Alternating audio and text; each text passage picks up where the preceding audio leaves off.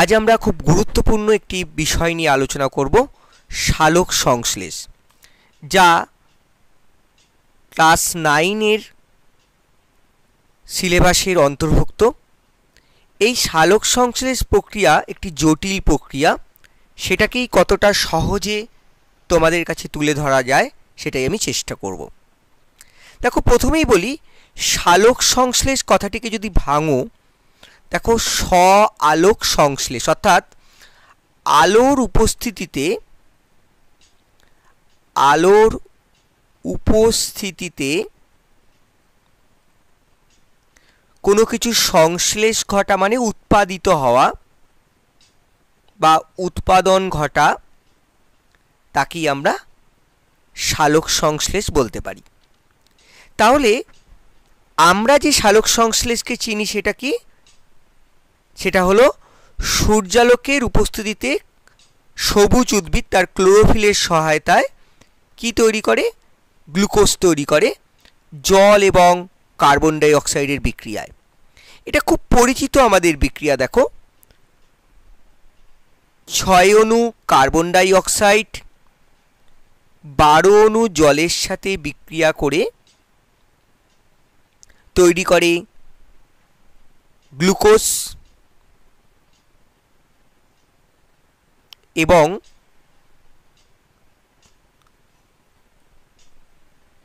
6 অণু অক্সিজেন ও 6 অণু জল। দেখো, এই যে বিক্রিয়াটার, এটার জন্য সূর্যালোকের প্রয়োজন হয় এবং ক্লোরোফিলের প্রয়োজন ঘটে।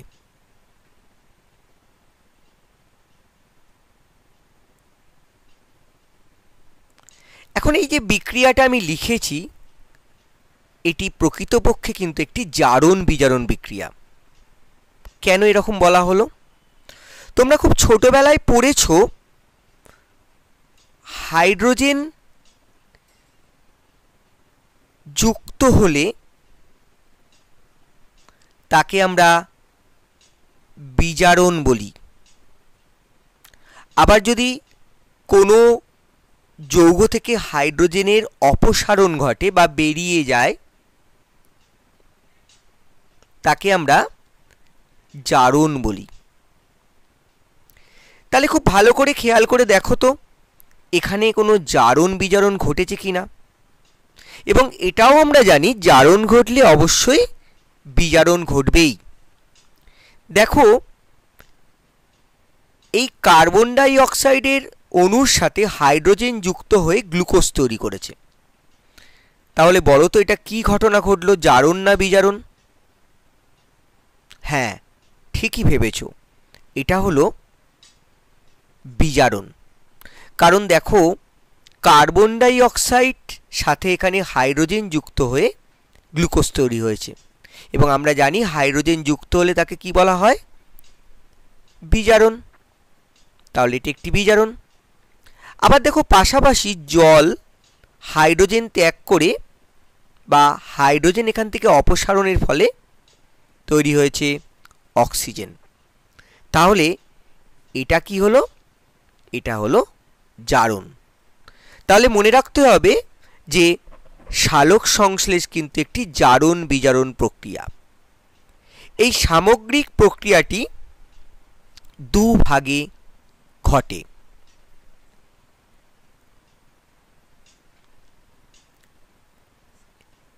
একটি আলোর উপস্থিতিতে,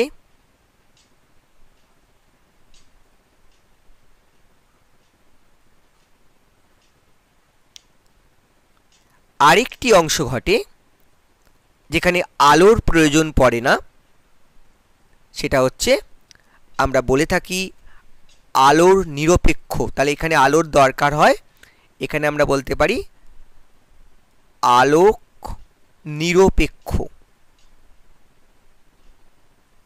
যার আলোর প্রয়োজন পড়ে না। এখানে আলোর প্রয়োজন পড়ে একটা ধাপে, একটা ধাপে আলোর প্রয়োজন পড়ে না।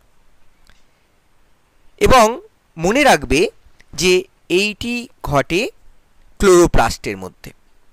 পুরো প্রক্রিয়াটি ক্লোরোপ্লাস্টের মধ্যে ঘটছে। তার মধ্যে আলোর উপস্থিতিতে যে ঘটনাটি ঘটছে সেটা ঘটে গ্রানা অঞ্চলে, আর আলোর নিরপেক্ষ অর্থাৎ অন্ধকার দশা যেটাকে আমরা বলে থাকি সেটা ঘটে স্ট্রোমা অঞ্চলে। এটাই আমরা বিস্তারিত আলোচনা করব। দেখো, এখানে একটা ক্লোরোপ্লাস্টের চিত্র দেখানো হয়েছে। এই ক্লোরোপ্লাস্টের এই চাকতির মতো যে অংশগুলো তোমরা দেখতে পাচ্ছ সেগুলোকে বলা হয় থাইলাকয়েড।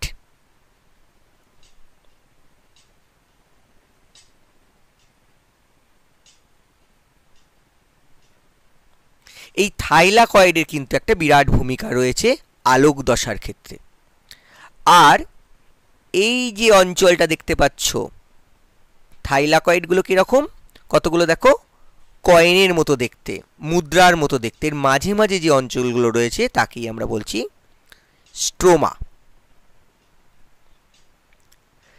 এছাড়া তোমরা দেখতে পাচ্ছ এই পুরো ক্লোরোপ্লাস্টের এটি বহির আবরণ, কোনোটা অন্ত আবরণ, এই বিষয়গুলো আমরা দেখতে পাচ্ছি। দুটো থাইলাকয়েড অনেক সময় স্ট্রোমা ল্যামেলি বলে আমাদের অংশ দিয়ে যুক্ত থাকে। তো এই অংশগুলো থেকে আমাদের থাইলাকয়েড অংশটা নিয়ে আমরা মূলত বেশি আলোচনা করব। দেখো, এই থাইলাকয়েডের ভেতরে কি ঘটে সেটা নিয়ে কিন্তু আমাদের আজকের প্রথম ধাপ, যেটা আলোক দশা, সেটা ঘটবে। কাজেই থাইলাকয়েডের অংশটি আমরা পরবর্তী ক্ষেত্রে দেখব কী রকম দেখতে এবং তার ভেতরে কি রয়েছে, এবং এই থাইলাকয়েডের যে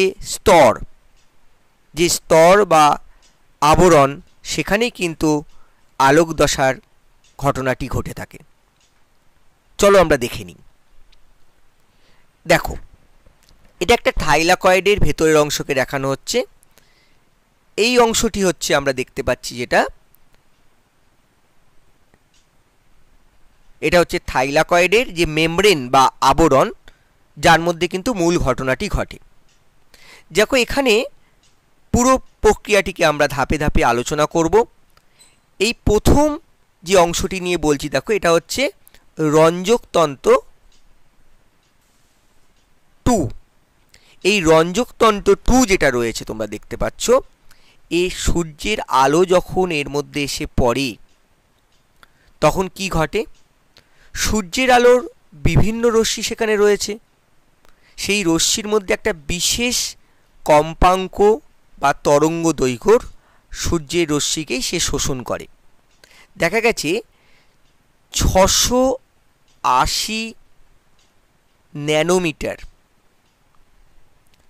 তরঙ্গ দৈর্ঘ্য বিশিষ্ট আলোক রশ্মিকে শোষণ করার ফলে এর মধ্যে থাকা ইলেকট্রন উত্তেজিত হয় এবং সেই ইলেকট্রন দেখা যায় এখান যে অংশটা দেখছো এই অংশ ছেড়ে বাইরে বেরিয়ে আসে। ফলে কি ঘটছে, এই যে রঞ্জকতন্ত্র 2 বলা হলো, সেই রঞ্জকতন্ত্র 2 এর মধ্যে ইলেকট্রন ঘাটতি হয়ে যাচ্ছে। সেই ইলেকট্রন ঘাটতি মেটানোর জন্য দেখা যাবে ও এই উত্তেজিত রঞ্জকতন্ত্র জলকে ভেঙে দেয়। এখন এই জল কিভাবে ভাঙে, দেখো, জল ভেঙে তৈরি হলো H+ এবং OH-। তাহলে দেখো, আলোর উপস্থিতিতে যেহেতু জল ভাঙছে, তাহলে আমরা বলতে পারি এই যে ঘটনা যেটা আমরা দেখতে পাচ্ছি যে আলোর উপস্থিতিতে জল ভেঙে যাচ্ছে H+ এবং OH- আয়নে। এই ঘটনা আমরা ফটোলাইসিস বলতে পারি। তাহলে ফটোলাইসিস কেন? ফটো মানে আলো, আলোর উপস্থিতিতে বিভাজন ঘটছে। তাহলে আলো প্রথমে পড়ে এই রঞ্জকতন্ত্র তোমরা দেখতে পাচ্ছ, রঞ্জকতন্ত্র 2কে কি করলো, উত্তেজিত করলো। সেখান থেকে ইলেকট্রন বাইরে বেরিয়ে গেল, ফলে এটা উত্তেজিত অবস্থায় চলে এলো এবং এর কি হলো, ইলেকট্রনের ঘাটতি হলো, ইলেকট্রন ডেফিসিয়েন্সি হলো। সেই ইলেকট্রন ডেফিসিয়েন্সি মেটানোর জন্যই এই জলকে ভাঙে, কারণ দেখতে পাবে জল থেকে সেই ইলেকট্রন গ্রহণ করে তার ঘাটতি মেটায়। তাহলে জল ভেঙে কি হলো, H+ OH-। এখন পরের ধাপে এই OH মাইনাস ইলেকট্রন ছেড়ে দিয়ে OH এ পরিণত হয়। কিন্তু দেখো OH এর অস্তিত্ব প্রাকৃতিকভাবে আমরা দেখব নেই বললেই চলে। তাহলে OH কি করে? পুনরায় তার সুস্থিত একটি অবস্থায় যাওয়ার চেষ্টা করে। এই রকম 4টি OH যখন সম্মিলিত হতে পারে তখন তাদের দিয়ে তৈরি হয় জল এবং অক্সিজেন। সেই অক্সিজেনই কিন্তু বাইরে বেরিয়ে আসে, অর্থাৎ সালোক সংশ্লেষ প্রক্রিয়ায় যে অক্সিজেন উৎপন্ন হয় এই হলো সেই অক্সিজেন যা বাইরে বেরিয়ে আসে। এখন যে ইলেকট্রনটা এখানে রয়ে গেল, দেখো এই ইলেকট্রনটা কি করে? এর ঘাটতি মেটায়। তাহলে এই ঘাটতি কেন তৈরি হয়েছিল আমরা একবার বুঝে নিই। এখানে সূর্যরশ্মি পড়ল, পড়ে এখান থেকে ইলেকট্রনকে উত্তেজিত করে বাইরে বের করে দিল। ফলে এখানে যে ইলেকট্রন ঘাটতি তৈরি হলো সেই ঘাটতি কিভাবে মিটলো? আলোর উপস্থিতিতে জলের অণু ভাঙলো এবং সেখান থেকে যে ইলেকট্রন বেরিয়ে এলো সে এই ঘাটতি পূরণ করলো। এবার চলে এসো এই ইলেকট্রনের কি অবস্থা হলো সেটা দেখি। এই ইলেকট্রন কি করলো? দেখো এখানে কিছু তোমরা পাবে যারা ইলেকট্রন বাহক রূপে কাজ করে, অর্থাৎ ইলেকট্রনকে এক জায়গা থেকে আরেক জায়গায় নিয়ে যেতে সাহায্য করে। যেমন প্রথমে দেখো এই যে একটা পদার্থ দেখছো যেটার পুরো নাম হচ্ছে ফাইটোসায়ানিন। এই ফাইটোসায়ানিস ইলেকট্রন রিসেপ্টর বলা হয়, অর্থাৎ প্রথমে এই ইলেকট্রনটিকে গ্রহণ করলো। তাহলে কি করলো?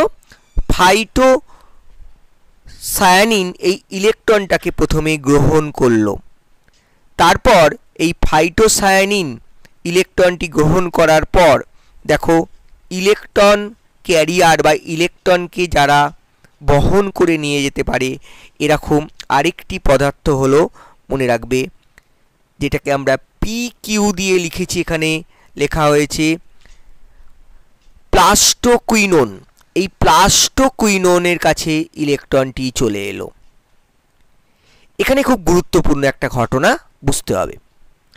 এই প্লাস্টোকুইনোনে যখনই এলো তখন কি হচ্ছে দেখো এর পাশেই আমরা একটা সাইটোক্রোম B6F বলে একটা পদার্থকে সূচিত করছি। এ কি করছে? এটি প্রকৃতপক্ষে একটি প্রোটন পাম্প। পাম্প কি করে তোমরা জানো, জলের পাম্প, জলকে এক জায়গা থেকে আরেক জায়গায় নিয়ে যায়, নিচে থেকে ওপরে তোলে। এই প্রোটন পাম্প মানে এই সাইটোক্রোম B6F যখন ইলেকট্রন এসে পৌঁছায় তখনও ইলেকট্রনকে এর মধ্যে দিয়ে যেতে দেবে তখনই যখন এখান থেকে এখানে দেখা যাবে একটা প্রোটন মানে কি H+, কারণ তোমরা জানো হাইড্রোজেনে একটি ইলেকট্রন একটি প্রোটন আছে। সেখান থেকে যদি একটি ইলেকট্রন বেরিয়ে যায় তাহলে শুধু প্রোটন থাকবে। তাহলে প্রোটন বলতে আমরা কি বুঝবো? H+। তাহলে কি হলো? এই ফাইটোকুইনোন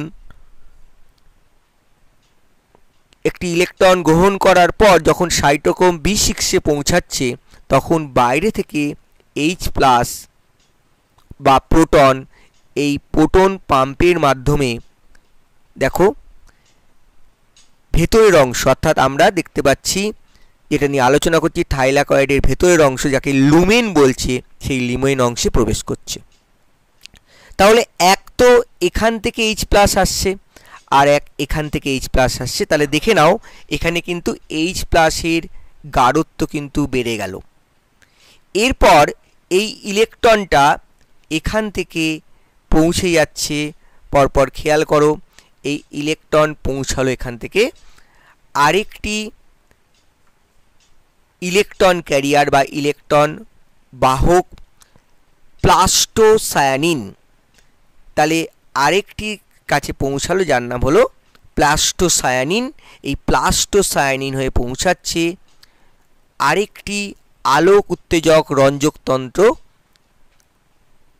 রঞ্জকতন্ত্র 1 যাকে বলা হচ্ছে, আগেরটাকে বলা হয়েছিল রঞ্জকতন্ত্র 2, এটাকে বলছে রঞ্জকতন্ত্র 1, এখানে পৌঁছাবে। কিন্তু এখানে মনে রাখতে হবে ইলেকট্রন কিন্তু এখানে আগে পৌঁছাবে না। সূর্যের আলো যখন পড়ছে সেখান থেকে বিভিন্ন তরঙ্গের আলোকরশ্মি এসে পৌঁছাচ্ছে। আগে যেমন 680 ন্যানোমিটারের আলো রঞ্জকতন্ত্র 2কে উত্তেজিত করেছিল, সেরকম যদি এখানে 700 ন্যানোমিটারের তরঙ্গ দৈর্ঘ্যের আলোকরশ্মি এসে পড়ে, তখন দেখা যাবে এখান থেকে আবার ইলেকট্রন বাইরে বেরিয়ে যাবে, অর্থাৎ উত্তেজিত হয়ে যাবে। তাহলে এখানে যে ইলেকট্রন ঘাটতি তৈরি হবে, সেই ইলেকট্রন ঘাটতিটা পূরণ হবে কিভাবে? এই যে আগেই বলা হলো এখানে ইলেকট্রন এসে পৌঁছেছে সাইটোক্রোম B6-এ, তাহলে এই সাইটোক্রোম B6F হয়ে প্লাস্টোসায়ানিন হয়ে দেখো এখানে ইলেকট্রন পৌঁছে এর ঘাটতি পূরণ করবে। তাহলে এর ইলেকট্রনের ঘাটতি পূরণ হয়ে গেল। এরপর এই ইলেকট্রনটি দেখো রঞ্জকতন্ত্র 1 যেটা আমরা লিখেছি, এখান থেকে হয়ে তোমাদের আরেকটা কাজ রয়েছে এই ইলেকট্রনের। কি করবে? খুব গুরুত্বপূর্ণ এই জায়গাটা। দেখো এইখান থেকে যে ইলেকট্রনটা উত্তেজিত হয়ে বেরিয়ে গেল, যার ঘাটতি এই প্লাস্টোসায়ানিনের থাকা ইলেকট্রন দ্বারা পূর্ণ হলো, এই ইলেকট্রনটা ফেরোডক্সিন নামক একটি পদার্থের কাছে যাবে। তারপর সেটা হয়ে FDR আরেকটি পদার্থ, ফেরোডক্সিন রিডাক্টেস। তোমাদের নামগুলো অত মনে রাখার দরকার নেই, বিষয়টা বোঝো। এর কাছে এসে পৌঁছালো। এরপর এখানে যেটা ঘটবে খুব গুরুত্বপূর্ণ। এখানে কি ঘটবে? এখানে যেটা ঘটবে, একটি পদার্থ NADP+ এ আগেই দেখেছো এখানে অনেক H+ উপস্থিত, সেই H+ এবং এখান থেকে আসা ইলেকট্রনটিকে নিয়ে বিজারিত হয়ে NADPH এ পরিণত হবে, যাকে হিল বিকারক বলা হয়। দেখো NADPH হয়ে গেল। তাহলে কি হলো? দেখতেই পাচ্ছ এখানে বিজারণ ঘটলো। দেখো তাহলে এখান থেকে যে ইলেকট্রনটা এখানে এলো, সেই ইলেকট্রন, এবং দেখো অলরেডি আমরা দেখতে পাচ্ছি এই লুমেনের মধ্যে প্রচুর H+ হয়েছে, সেই H+-এর সহায়তায় নিকোটিনামাইড অ্যাডেনাইড ডাইনিউক্লিওটাইড ফসফেট, এটা কি হয়ে গেল? NADPH এ পরিণত হলো। তাহলে এটা কিন্তু খুব গুরুত্বপূর্ণ, এটাকে একটা ডাইনিউক্লিওটাইড। তাহলে এখানে এটা দেখতে পাবে পরের ধাপে এটা কিন্তু বিজারক রূপে কাজ করবে, কারণ এখানে দেখো হাইড্রোজেন অতিরিক্ত রয়েছে। তাহলে পুরো ঘটনাটি কি ঘটলো আরেকবার দেখে নেওয়া যাক, আমরা পুরোটাকে বুঝে নিই। দেখো প্রথমে আমরা দেখতে পাচ্ছি 680 ন্যানোমিটার তরঙ্গ দৈর্ঘ্যের সূর্যরশ্মি থেকে যে তরঙ্গ আসছে, তার মধ্যে 680 ন্যানোমিটারের তরঙ্গ দৈর্ঘ্য বিশিষ্ট যেগুলো, সেগুলো এসে রঞ্জকতন্ত্র 2কে উত্তেজিত করলো। সেখান থেকে ইলেকট্রন নির্গমনের সাথে সাথে এ উত্তেজিত হয়ে গেল এবং এই জলকে ভেঙে সেখান থেকে অক্সিজেন তৈরি করলো, এবং এই ইলেকট্রন যেখানে বেরিয়ে এলো, সেই ইলেকট্রন দ্বারা তার ঘাটতি মেটালো। তারপরের ধাপে কি হলো? দেখো সেই ইলেকট্রন তোমরা দেখতে পাচ্ছ বিভিন্ন ইলেকট্রন বাহকের মাধ্যমে রঞ্জকতন্ত্র 1-এর কাছে পৌঁছালো, এবং এই পৌঁছানোর সময় এখানে তোমরা দেখতে পাবে একটা প্রোটন পাম্পের মাধ্যমে বাইরে থেকে কিছু প্রোটন বা H+ আয়ন এই লুমেনের মধ্যে প্রবেশ করছে। তাহলে ইলেকট্রন যখন যেতে দিচ্ছে, সে বাইরে থেকে কি হচ্ছে? H+ আয়ন লুমেনের মধ্যে প্রবেশ করছে, এবং এটি অবশেষে রঞ্জকতন্ত্র 1-এ পৌঁছাচ্ছে। এবং রঞ্জকতন্ত্র 1-এর 700 ন্যানোমিটারের সূর্যের আলোকরশ্মি পড়ার ফলে সেখান থেকে যে ইলেকট্রন বেরিয়ে যায়, সেই ইলেকট্রন FD এবং FDR হয়ে আবার দুটি তুমি দেখতে পাচ্ছ ইলেকট্রন বাহক হয়ে সে পৌঁছাচ্ছে NADP+কে, এবং NADP+-এর সাথে ইলেকট্রন এবং H+ যুক্ত হয়ে NADPH উৎপন্ন করছে। এবার দেখো এই পদ্ধতিটি একটু ভালো করে যদি খেয়াল করে দেখো, একটা জেডের মতো পথ ধরে হলো। ভালো করে দেখো, খেয়াল করো, দেখো এই যে গেল, খুব ভালো করে যদি তুমি খেয়াল করো, দেখো এরকম একটা জেডের মতো পথে গেল। তাহলে এই যে পথ জেড কি করে বলছি, দেখো এটা অনেকটা উল্টানো জেড। দেখো আমরা যদি বলি এই যে পথ, দেখো এটা জেডের মতো পথ, ভালো করে খেয়াল করবে, এই জেডের মতো পথ ধরে কিন্তু গেল। ওই জন্য এই প্রক্রিয়াটিকে আমরা বলতে পারি, খুব ভালো করে খেয়াল করবে, এই প্রক্রিয়াটিকে আমরা বলতে পারি হিল ও বেন্ডাল জেট প্রকল্প। হিল ও বেন্ডাল জেট প্রকল্প, কারণ জেডের মতো একটা পথ ধরে ঘটনাটি ঘটছে। এবার এর পাশাপাশি দেখো আরেকটি ঘটনা নিয়ে আমরা আলোচনা করব। কি সেই ঘটনা? দেখো এইভাবে ইলেকট্রন যেটা গেল, সেই ইলেকট্রন কিন্তু আর ফিরে পাওয়া যাবে না, কিন্তু আর একটি ভাবে এই ঘটনাটি ঘটতে পারে। কিভাবে? দেখো এই যে ইলেকট্রনটি গেল, এই পর্যন্ত যাওয়ার পর এই যে পুরো এতটা ঘটলো, তারপর সে এই যে ইলেকট্রনটা দেখতে পাচ্ছ, এই ইলেকট্রনটা প্লাস্টোসায়ানিন হয়ে রঞ্জকতন্ত্র 1-এ না গিয়ে দেখা যাচ্ছে অনেক সময় ও আবার ফিরে আসে রঞ্জকতন্ত্র 2-তে। সেক্ষেত্রে কিন্তু আর এখান থেকে আসা জল থেকে আসা ইলেকট্রন দ্বারা ঘাটতি মেটানোর প্রয়োজন পড়ে না। তাহলে খেয়াল রাখতে হবে এই প্রক্রিয়ার ক্ষেত্রে কিন্তু, অর্থাৎ আমরা দ্বিতীয় যে প্রক্রিয়াটা বললাম, সেই প্রক্রিয়ার ক্ষেত্রে জলের কিন্তু বিভাজন ঘটবে না, আর এনএডিপি প্লাসের এক্ষেত্রে কিন্তু কোনো রকম বিজারণ ঘটবে না। অর্থাৎ জল ভেঙে, এক্ষেত্রে দেখতে পাবো জল ভেঙে অক্সিজেন আমরা পাবো না। আর দ্বিতীয় কথা কি মনে রাখবে, এখানে কিন্তু NADPH তৈরি হবে না। তাহলে প্রথম এবং দ্বিতীয় প্রক্রিয়ার ক্ষেত্রে পাশাপাশি আরেকটি ঘটনাও কিন্তু ঘটবে। দেখো ক্রমশ এখানে তুমি দেখতে পাবে H+ আয়নের গাঢ়ত্ব কিন্তু বৃদ্ধি পাচ্ছে, অর্থাৎ লুমেনের মধ্যে H+ আয়নের গাঢ়ত্ব বৃদ্ধি পাবে, এবং সেখানে আরেক রকমের সিস্টেম এর আবরণে রয়েছে, যে কি করবে H+কে বের করতে সহায়তা করবে, এবং বের করবে কিভাবে সেটাই আমরা বুঝে নেব। দেখো এখানে দু রকমের কণা, একটা CF0 এবং বাইরের দিকে CF1 রয়েছে। এটা অনেকটা মোটরের মতো। তোমরা দেখো বিভিন্ন ক্ষেত্রে আমরা দেখি পাখায় মোটর রয়েছে, গাড়িতে মোটর রয়েছে। এই মোটরটা কি হয়, যদি আমরা ঘোরাই, কোনোভাবে ঘোরাই, তাহলে কি হবে, সেখান থেকে একটা শক্তি উৎপন্ন হয়। সেই মোটরটা ঘোরানোর জন্য আমরা ইলেকট্রিক শক্তি ব্যবহার করতে পারি, হাত দিয়ে ঘুরিয়ে বা জল দিয়ে ঘুরিয়ে আমরা দেখি যে জলবিদ্যুৎ তৈরি করা হয়, বা বাষ্পের যখন ওর মধ্যে দিয়ে পাস করে আমরা দেখি যে তাপবিদ্যুৎ তৈরি হয়। সেরকম এখানে একটা এরকম মোটরের মতো অংশ রয়েছে। এই H+ যেটা দুক্ষেত্রে তৈরি হতে পারে। দেখো যদি দেখো যে আমাদের প্রথম যে পদ্ধতিটার কথা বললাম সেখানে যদি হয়, তাহলে কি হবে, দেখো সেখানে তো অলরেডি আমরা জল ভেঙে পাচ্ছি, এবং আমরা আর কোথা থেকে পেতে পারি, আমরা পেতে পারি এখান থেকে। দেখো যখন ও সাইটোক্রোম B6F দিয়ে পাস করবে, তখন সেখান থেকেও কি আসতে পারে, সেখান থেকেও কিন্তু H+ আসতে পারে। সেই যে H+ গুলো এলো, তাহলে H+ এর গাঢ়ত্ব বেড়ে যাচ্ছে। এবার H+ তো বাইরে বেরিয়ে যেতে হবে, কারণ বাইরের তুলনায় ভেতরে H+ এর গাঢ়ত্ব বেড়ে গেছে। এবার এই H+কে এই সিস্টেম তখনই বাইরে বেরোতে দেবে যখন H+ এর চারপাশ দিয়ে ঘুরে এর মোটরের মতো একে চক্রাকারে ঘোরাবে। তাহলে এখানে কি হবে, একটা H+ এখান দিয়ে বেরিয়ে আসবে, কিন্তু একে ঘুরিয়ে বেরিয়ে আসবে। তাহলে ঘুরিয়ে যখন বেরিয়ে আসবে, তখন এখানে কিছুটা মোটরের ন্যায় এর মধ্যে শক্তি তৈরি হবে। সেই শক্তির প্রভাবে মনে রাখবে, খুব ইম্পর্টেন্ট এই ধাপটি, এখানে তৈরি হবে অ্যাডিনোসিন ডাইফসফেট। তোমরা যে অ্যাডিনোসিন ডাইফসফেটের নাম শুনেছো, সেই অ্যাডিনোসিন ডাইফসফেট একটি অজৈব ফসফেটের সাথে যুক্ত হয়ে এটিপিতে পরিণত হবে।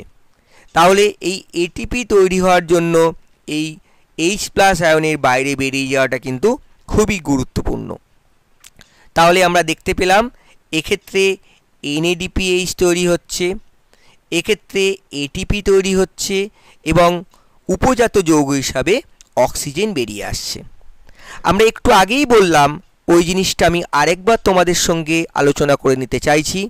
দেখো, এই দুটো যে প্রক্রিয়া ঘটলো, দুক্ষেত্রেই তুমি দেখতে পাচ্ছ মানে প্রথম যে প্রক্রিয়া এবং দ্বিতীয় যে প্রক্রিয়া আমি বললাম, দুক্ষেত্রেই কিন্তু ADP থেকে ATP উৎপন্ন হচ্ছে। এই ADP থেকে ATP উৎপন্ন হওয়ার ক্ষেত্রে আমাদের যে ঘটনাটা ঘটছে তাকে সালোক সংশ্লেষীয় ফটোফরিভবন বা আমরা ইংলিশে যদি বলি ফটোফসফোরাইজেশন বলা হয়। তাহলে একে বলা হয় ফটোফসফোরাইজেশন। এই ফটোফসফোরাইজেশন ক্ষেত্রে দুভাবে ঘটতে পারে, আমরা আগেই আলোচনা করলাম। দেখো, একটা কি ঘটলো, একটা ঘটলো যেখানে সূর্যের রশ্মি থেকে 680 ন্যানোমিটারের আলোক রশ্মি এসে পড়ছে, ইলেকট্রন উত্তেজিত হচ্ছে, সেই ঘাটতি মিটছে হাইড্রোজেন জল ভেঙে, সেই ঘাটতি মিটছে জল ভেঙে যে ইলেকট্রন পাচ্ছ সেই ইলেকট্রন দিয়ে, এবং এই ইলেকট্রনটা তুমি দেখতে পাচ্ছ বিভিন্ন ইলেকট্রন বাহকের মাধ্যমে সাইটোক্রোম হয়ে পৌঁছে যাচ্ছে রঞ্জকতন্ত্র 2-তে এবং সেটা পরবর্তীকালে কি করছে, NADPH পরিণত করতে সাহায্য করছে। এখানে কিন্তু ইলেকট্রনটি দেখো আর রঞ্জকতন্ত্র 2-তে ফিরে আসছে না। তাহলে এই যে প্রক্রিয়াটা ঘটলো, আমরা যেটা দেখালাম, এই যে প্রক্রিয়াটা দেখো আমি দেখাচ্ছি, এখানে কিন্তু ইলেকট্রন আর ফিরে আসার জায়গা থাকছে না, ইলেকট্রন আর ফিরে আসছে না। একে আমরা বলতে পারি অনাবর্তকার ফসফোরাইজেশন। তাহলে অনাবর্তকার ফটোফসফোরাইজেশন কাকে বলা হচ্ছে, বা অচক্রাকার ফটোফসফোরাইজেশন কাকে বলা হচ্ছে, যেখানে ইলেকট্রনটি কিন্তু আর ফিরে আসতে পারছে না। আরেকটা ভাবে দেখলে যে তোমরা দেখো, ভালো করে খেয়াল করো, সেখানে তুমি দেখতে পাচ্ছ কি যে এই ইলেকট্রনটা এখানে না গিয়ে ইলেকট্রনটা কি হচ্ছে, এখানে যাচ্ছে, যাওয়ার পর দেখো সাইটোক্রোম হয়ে, অর্থাৎ সাইটোক্রোম B65 হয়ে সে আবার আগের জায়গায় চলে আসছে ইলেকট্রনটা।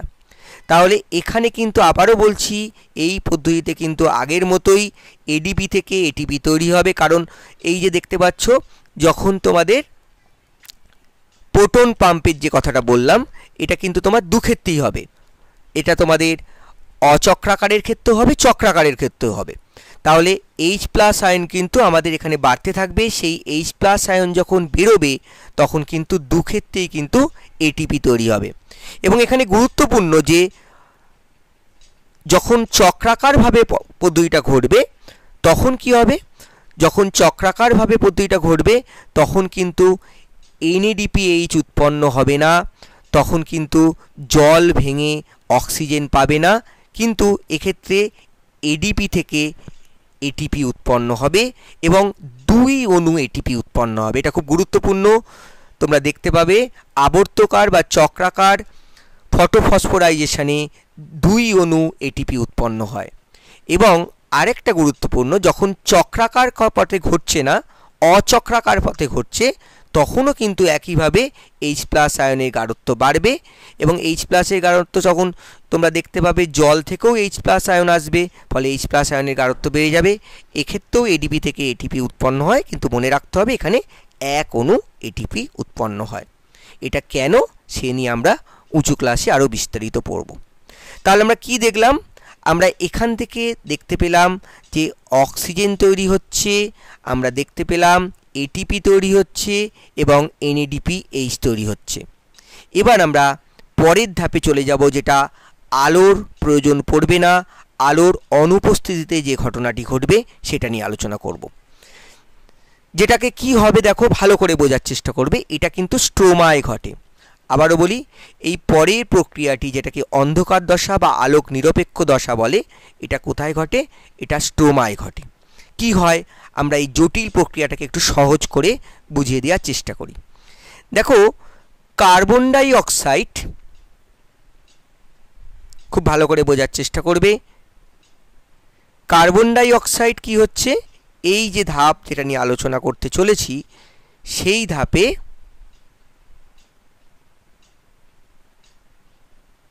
রিবিউলোজ বিসফসফেট এর সাথে যুক্ত হবে প্রথম ধাপে।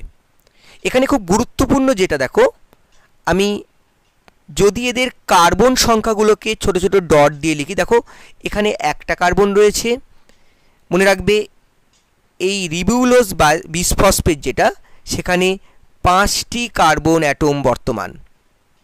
তাহলে কটি কার্বন আছে? 5টি কার্বন আছে। আমি একটু লিখছি, তোমাদের সুবিধা হবে। এবং এর ফলে কি তৈরি হবে দেখো, এই দুটো যখন যুক্ত হতে চাইবে তখন এখানে একটা অনুঘটক, জৈব অনুঘটক বা উৎসেচক, আমরা যাকে জৈব অনুঘটক বলি তাকে বায়োলজিতে আমরা বলবো উৎসেচক। সেই উৎসেচকটির নাম হলো রুবিস্কো। এই রুবিস্কো উৎসেচকটির পুরো নাম হচ্ছে রিবিউলোজ বিসফসফেট কার্বক্সিলেজ অক্সিজেনেস। তো পুরোটা তোমাদের এত মনে রাখার দরকার নেই, তোমরা মনে রাখবে এই রুবিস্কো একটা উৎসেচক যে কি করবে, একে যুক্ত করে যেটা তৈরি করবে প্রথমে 2 অণু ফসফোগ্লিসারিক অ্যাসিড। 2 অণু ফসফোগ্লিসারিক অ্যাসিড। কেন 2 অণু হবে? দেখো ফসফোগ্লিসারিক অ্যাসিড যেটার কথা আমরা বলছি, সেই ফসফোগ্লিসারিক অ্যাসিডে মনে রাখবে 3টি কার্বন উপস্থিত। তাহলে দেখো এখানে একটা কার্বন, এখানে 4টে কার্বন, এখানে 5টা কার্বন, ভুল বললাম, এখানে একটি কার্বন, এখানে কটি কার্বন আছে? 5টি কার্বন। তাহলে 1 আর 5 কত হলো? আমরা দেখতে পাচ্ছি 1 আর 5 6টা কার্বন, আর এখানে আমি বললাম 3টে কার্বন, তাহলে এখানে যদি 2 বসাই তাহলে 6টা হয়ে যাবে। তাহলে নিজে নিজেকে ব্যালেন্স করা কিন্তু শিখতে হবে, তাহলে তোমাদের পুরো প্রক্রিয়াটি সহজ লাগবে। তাহলে এর উপস্থিতিতে এটা কি তৈরি করলো বলো? 3 কার্বন বিশিষ্ট ফসফোগ্লিসারিক অ্যাসিড তৈরি করলো, যেটা কিন্তু প্রথম স্থায়ী কার্বন যৌগ। তাহলে প্রথম স্থায়ী কার্বন যৌগ হলো ফসফোগ্লিসারিক অ্যাসিড। এই ফসফোগ্লিসারিক অ্যাসিড দেখা যাবে কি করবে পরের ধাপে, দেখো ভালো করে খেয়াল করো, ভেঙে 2টি অন্তর্বর্তী যৌগ তৈরি করবে। আমি তোমাদের আর জটিলতায় যাচ্ছি না, শুধু মনে রাখবে 2টি অন্তর্বর্তী যৌগ তৈরি করবে, যার মধ্যে একটিতে 3টি কার্বন থাকবে এবং একটিতে 2টি কার্বন থাকবে। এরকম 2টি অন্তর্বর্তী যৌগ তৈরি করলো। এবং এই অন্তর্বর্তী যৌগ তৈরি হওয়ার সাথে সাথে তোমরা খেয়াল করো, এই যখন এই যৌগটা তৈরি হচ্ছে তখন কি ঘটছে, তখন এর পাশাপাশি দেখো একটা কার্বন কিন্তু অতিরিক্ত হয়ে যাচ্ছে। খুব ভালো করে খেয়াল করো। তাহলে পাশাপাশি কি হচ্ছে, এখানে দেখো আমরা বলেছিলাম 3খানা কার্বন ছিল, তাহলে 3 দুগুণে 6খানা, তাহলে দুটো অন্তর্বর্তী যৌগতে কটা কার্বন আছে? 1 2 3 4 5, আর এখানে একটা, তাহলে একটা করে কার্বন কিন্তু অতিরিক্ত হয়ে যাচ্ছে। এই অন্তর্বর্তী যে যৌগটা বললাম 2টি যৌগ তৈরি হলো, এটা আবার পরবর্তী ধাপে দেখা যাবে এটিপির সহায়তায়, যেটা আগে তৈরি হয়েছিল সেই এটিপির শক্তির সহায়তায় এটিপি ভেঙে গিয়ে এডিপিতে আবার চলে আসবে এবং সেই শক্তির প্রভাবে দেখা যাবে এটা আবার আরইউডিপিতে পরিণত হবে। দেখো আবার আরইউবিপিতে পরিণত হলো, রিবিউলোজ বিসফসফেট। তাহলে এই যে আরইউবিপি তৈরি হলো, তার সাথে সাথে কি পাচ্ছ? একটা করে কার্বন পাচ্ছ। এবার মনে রাখতে হবে এই যে কার্বনটা এখানে তৈরি হলো সেটিই কিন্তু মনে রাখবে গ্লুকোজ তৈরি করবে। এই যে কার্বনটা তুমি দেখছো সেটিই কিন্তু পরের ধাপে কি তৈরি করবে? সেটিই কিন্তু গ্লুকোজের জন্য দায়ী। অর্থাৎ এই কার্বনটাতে তুমি দেখতে পাবে পরবর্তী ধাপে কি তৈরি করছে? গ্লুকোজ তৈরি করছে। সি দেখো এই কার্বনগুলো দিয়ে কিন্তু বাবা গ্লুকোজ তৈরি হবে। তাহলে গ্লুকোজে কটা কার্বন আছে? C6H12O6। তাহলে আমাদের কার্বন কিন্তু একটি করে বেরিয়ে আসছিল, একটা করে কার্বন আমি বললাম বেরিয়ে আসছে প্রত্যেকটা সাইকেলের জন্য। দেখো প্রত্যেকটা বিক্রিয়ার জন্য তুমি দেখতে পাচ্ছ একটা করে বেরিয়ে আসছে। এবং খেয়াল করো এটার ক্ষেত্রে দেখো যে RUBP তৈরি হচ্ছে সেটা পুনরায় আবার ব্যবহার হতে পারে। তাহলে এই পুনরায় যেহেতু ব্যবহার হতে পারে, এটা একটা চক্রের আকারে ঘটছে। এই চক্রটাকে এই জন্য বলা হয় বিজ্ঞানী কেলভিনের নাম অনুসারে কেলভিন চক্র।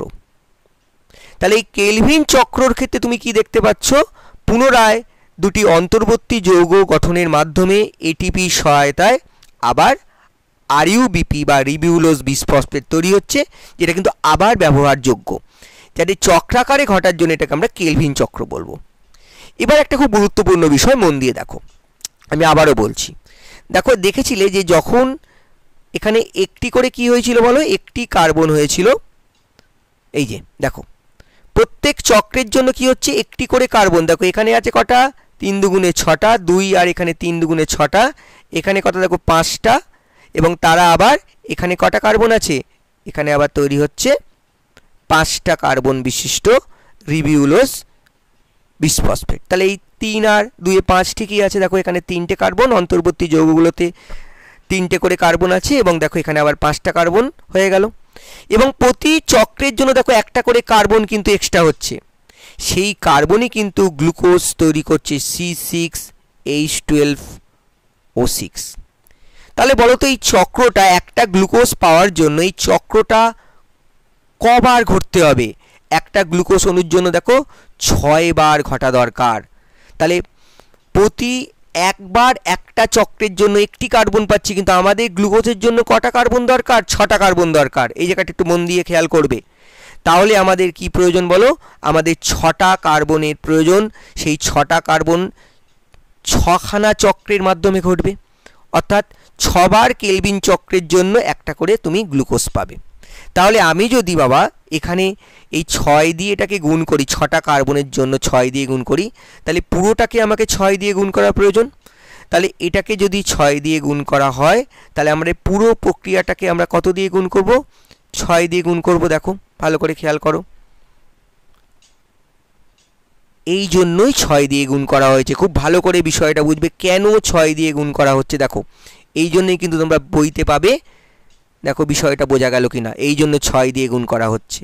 এবং দেখো এখানেও তাহলে কি হবে, অন্তর্বর্তী যৌগগুলিও 6টি করে তৈরি হবে। এখানেও 6 দিয়ে গুণ করব, 6টি ATP থেকে 6টি ADP তৈরি হবে। দেখো খেয়াল করো, এইভাবে কিন্তু পুরো প্রক্রিয়াটি চলতে থাকবে। এবং দেখো এর ফলে তুমি দেখতে পাচ্ছ খুব গুরুত্বপূর্ণ যে বিষয়টি, দেখো আবার 6 RUBP পাচ্ছ, সেটা কিন্তু পুনরায় চক্রাকারভাবে ঘটতে থাকছে এই প্রক্রিয়াটা। তাহলে পুরো বিক্রিয়াটা তোমরা বুঝতে পারলে কিনা, কেন 6 দিয়ে গুণ করা হয়েছে সেটা তোমাদের বোঝা গেল কিনা। দেখো এটা কিন্তু খুবই গুরুত্বপূর্ণ একটি প্রক্রিয়া।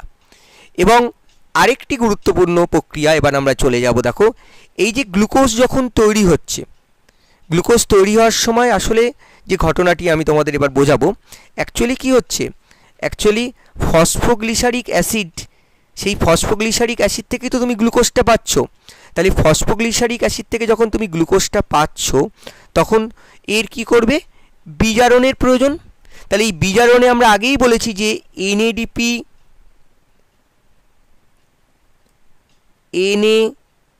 NADPH আগেই তৈরি হয়েছিল, যেটা আলোক উপস্থিতিতে অর্থাৎ আলোক দশায় তৈরি হয়েছিল। সেই NADPH কি করবে, এই গ্লুকোজটা তৈরি করতে সাহায্য করবে। এবং NADPH হাইড্রোজেন একে সরবরাহ করার পর পুনরায় কি হয়ে যাবে, পুনরায় দেখা যাবে NADP+ হয়ে যাবে, যেটা আবার পুনরায় আগের আলোক দশায় বা পরবর্তী আলোক দশাগুলোতে ব্যবহৃত হবে। তাহলে এটা বিজারক রূপে কিন্তু এখানে কাজ করছে। সে কি করছে, এই হাইড্রোজেন সরবরাহ করছে, অর্থাৎ এখান থেকে যে কার্বন বেরিয়ে আসছে তার বিজারণে সহায়তা করছে, এবং আবার NADP+ হিসাবে পূর্ববর্তী অবস্থায় চলে যাচ্ছে। তাহলে এখানে এটাও কিন্তু খুব গুরুত্বপূর্ণ একটি বিষয়। তাহলে দেখো এই পুরো প্রক্রিয়াটিকে আমরা বোঝানোর চেষ্টা করলাম, আশা করি তোমরা বুঝতে পারলে। এবং লাস্ট যে কথাটি দিয়ে আমরা শেষ করব সেটি খুবই গুরুত্বপূর্ণ। সেটি হচ্ছে, দেখো এই যে গ্লুকোজ, আমরা গ্লুকোজের যদি আণবিক ভর দেখি C6H12O6, যার আণবিক ভর 180। এই 180 গ্রামকে আমরা আবার 1 মোল বলতে পারি। 1 মোল গ্লুকোজ। এই 1 মোল গ্লুকোজ থেকে কতটা শক্তি পাওয়া যায় জানো? এই 1 মোল গ্লুকোজ থেকে তোমরা মনে রাখবে শক্তি পাওয়া যায়